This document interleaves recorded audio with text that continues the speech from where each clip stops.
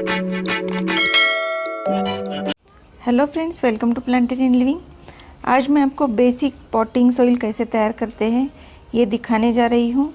ये मेरे एक सब्सक्राइबर ने मुझे रिक्वेस्ट किया था, बेसिक पॉटिंग सॉइल कैसे तैयार करनी है। उन्हें तुलसी का पौधा लगाना था, लेकिन ये जो मैं पॉटिंग सॉइल बता रही हूँ ये सिर्फ तुलसी के लिए ही नहीं, जो भी हम गार्डन में प्लांट्स लगाते हैं आमतौर पर जो पेरेनियल होते हैं, जो हमेशा हमारे गार्डन में रहते हैं, उनके लिए कैसा पॉटिंग सॉइल चाहिए वो मैं बता रही हूँ।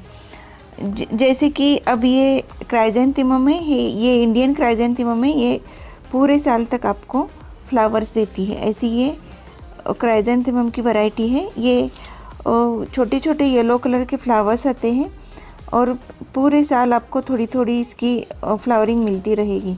तो ये पौधा मैं लगाने जा रही थी, तो इसके लिए भी ये बेसिक पॉटिंग सॉइल काफ़ी होती है या फिर सफिशिएंट होती है। तो देखिए, पहले तो हमें सिलेक्ट करना होता है खाद कैसी सिलेक्ट करें, ये भी एक व्यूअर ने क्वेश्चन पूछा था। गोबर की खाद कैसी सिलेक्ट करें। गोबर की खाद आप ऐसी सिलेक्ट करें जो अच्छी तरह से डिकम्पोज हुई हो। डिकम्पोज हुई गोबर की खाद का मतलब है ये पूरी तरह से, देखिए, ब्लैक होनी चाहिए कहीं भी, और इसमें से कोई भी स्मेल नहीं आना चाहिए। जो गोबर का स्मेल होता है वो अगर आने लगा तो समझ लेना चाहिए अभी ये डिकम्पोज होने के नहीं हुआ गोबर का खाद है। तो गोबर का खाद कई जगह ड्राई भी मिलता है। ये मैंने पानी डाला था अभी, उसके साथ ये भीग गया, वरना ये ड्राई गोबर का खाद है। ड्राई ये काऊ डंग कंपोस्ट सबसे अच्छा होता है। वेट मिला तो आप मत लीजिए, ड्राई पाउडर ही मिलती है आजकल मार्केट में। मैंने एक लोकल फार्मर से ख़रीदा था, तो मुझे ऐसे अच्छी तरह से डिकम्पोज हुआ मिला, इसलिए मैंने ये ऐड कर दिया। या फिर मैंने बहुत लिया था, अब एक तकरीबन मैंने 25-30 केजीज मैंने परचेज़ किया था। अच्छी तरह से डिकम्पोज हुआ ये गोबर का खाद। गोबर का खाद नहीं है तो आप वर्मी कंपोस्ट भी डाल सकते हो। वर्मी कंपोस्ट तो आसानी से अवेलेबल है हर जगह, और उसमें कुछ पहचानने की ज़रूरत नहीं है। ये पूरी तरह से ऐसे थोड़ा सा मॉइस्ट रहता है और ब्लैक कलर का आपको दिखाई देगा, तो समझ लेना चाहिए अच्छी क्वालिटी का। ये भुरभुरा होता है या फिर ऐसा थोड़ा सा सूखा हाथ में चिपकता नहीं, ये वर्मी कंपोस्ट अच्छा माना जाता है। तो गोबर की खाद पहचानने की भी मुझे रिक्वेस्ट आई थी, तो ऐसे आप कीजिए। एक तो स्मेल नहीं आना चाहिए और दूसरी वो गीला नहीं होना चाहिए, भुरभुरा होना चाहिए या फिर ड्राई होना चाहिए थोड़ा, तो वो गोबर के खाद अच्छा रहता है। ज़्यादा गीला लिया या फिर डिकम्पोज नहीं हुआ गोबर का खाद लिया तो कई बार उसमें इंसेक्ट्स पैदा होने लगते हैं और वो आपके प्लांट के लिए प्रॉब्लम कर सकते हैं। इसके साथ साथ थोड़ी सी सैंड ली है मैंने, वहाँ सैंड है। सैंड ज़्यादा मैंने मिट्टी में मिक्स की थी सैंड, इसलिए मैंने ज़्यादा नहीं ली, नहीं तो 25% सैंड, 25% गार्डन सॉइल, 25% गोबर की खाद और 25% वर्मी कंपोस्ट। अगर आपके पास वर्मी कंपोस्ट है तो उसकी क्वांटिटी बढ़ा दीजिए, गोबर की खाद कम कर दीजिए। इसके साथ साथ आप ड्राई लीफ का भी यूज़ कर सकते हैं। पूरी तरह से सूखी हुई पत्तियाँ डाल दीजिए, वो भी अच्छा कंपोस्ट तैयार हो जाता है थोड़े दिनों बाद, और वो एक मॉइस्चर होल्डिंग कैपेसिटी वाला एक सब्सटेंस बन जाता है आपके पॉटिंग सॉइल में। कई बार कोकोपीट ऐड करने की सलाह देते हैं, लेकिन कोकोपीट का जो न्यूट्रिशनल वैल्यू है वो ज़ीरो है, उसमें कोई भी न्यूट्रिशन नहीं होती।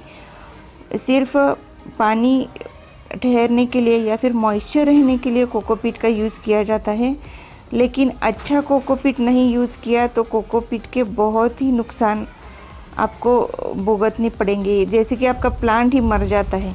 अच्छी तरह से डिकम्पोज हुआ कोकोपीट ही यूज़ करना चाहिए।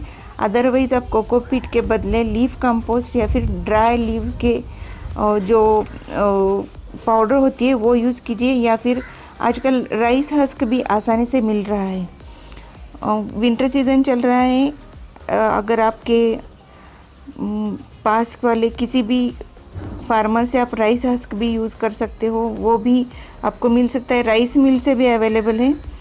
मैं साउथ इंडिया से बिलोंग करती हूँ, यहाँ पर राइस मिल में भी राइस हस्क आसानी से मिल जाता है, और वो कोकोपीट के बदले यूज़ किया तो वो एक बेस्ट ऑप्शन है कोकोपीट के लिए। तो आपके घर में अगर सैंड, थोड़ी सी सैंड, 1 या 2 मुट्ठी सैंड लीजिए, ज़्यादा लेने की भी ज़रूरत नहीं है।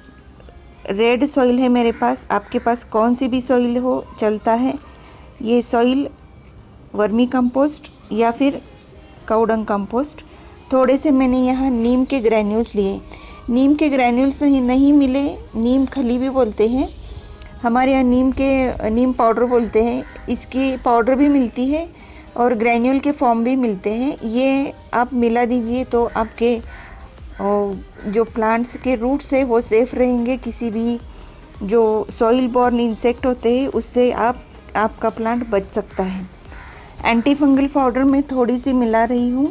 एक्चुअली ये एंटी फंगल पाउडर है, ये रेनी सीज़न में मिलाना ज़रूरी होता है। अगर आपके यहाँ धूप अच्छी हो तो एंटी फंगल पाउडर मिलाने की ज़रूरत नहीं है। एंटी फंगल पाउडर नहीं मिली तो आप कोल भी यूज़ कर सकते हो, ये भी एक बेस्ट ऑप्शन है। एंटी फंगल पाउडर आपके पास नहीं है तो कोल का बूरा या फिर पाउडर कर दीजिए। ये वुड कोल है और ये एक अच्छा एंटी फंगल प्रॉपर्टीज़ से भरपूर है, इसलिए एक अच्छा एंटी फंगल का काम करता है आपके सॉइल में। तो कोल भी आप यूज़ कर सकते हो अगर आपके पास कोई भी एंटी फंगल पाउडर नहीं है तो ये बेसिक पॉटिंग सॉइल है।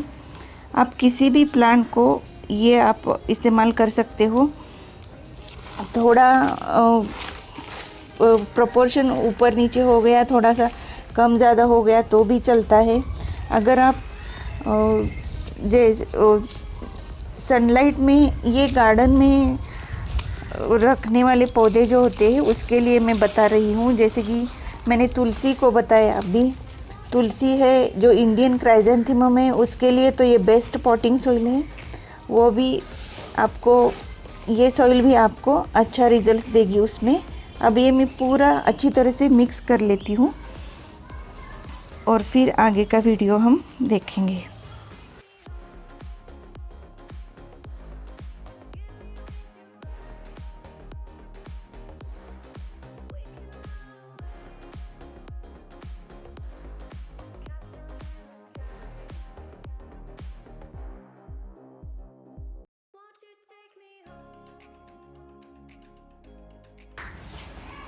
तो देखिए अब हम इस प्लांट को लगाएंगे।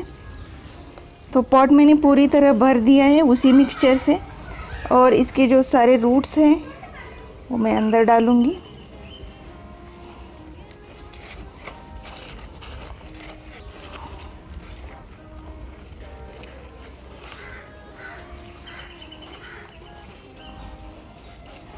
तो ये हमारा प्लांट लग गया। अब इसे हम वाटरिंग करेंगे। तो पॉटिंग सॉइल जब भी आप फिल करते हैं तो ऊपर से थोड़ी सी मिट्टी के पानी के लिए जगह छोड़ दीजिए। तो ये पॉटिंग सॉइल के ऊपर मेरा वीडियो था, जो आमतौर पर ये पॉटिंग सॉइल आपको तुलसी के लिए बेस्ट पॉटिंग सॉइल है, जो हम मीठा नीम बोलते हैं उसके लिए भी, कड़ी पत्ता उसके लिए भी यूज़फुल है। तो ऐसे पॉट में आप लगाना चाहते हो तो इसी पॉटिंग सॉइल से आप प्लांट को लगा सकते हो। अगर आपको ये मेरा पॉटिंग का वीडियो अच्छा लगा तो लाइक, शेयर और सब्सक्राइब ज़रूर कीजिए।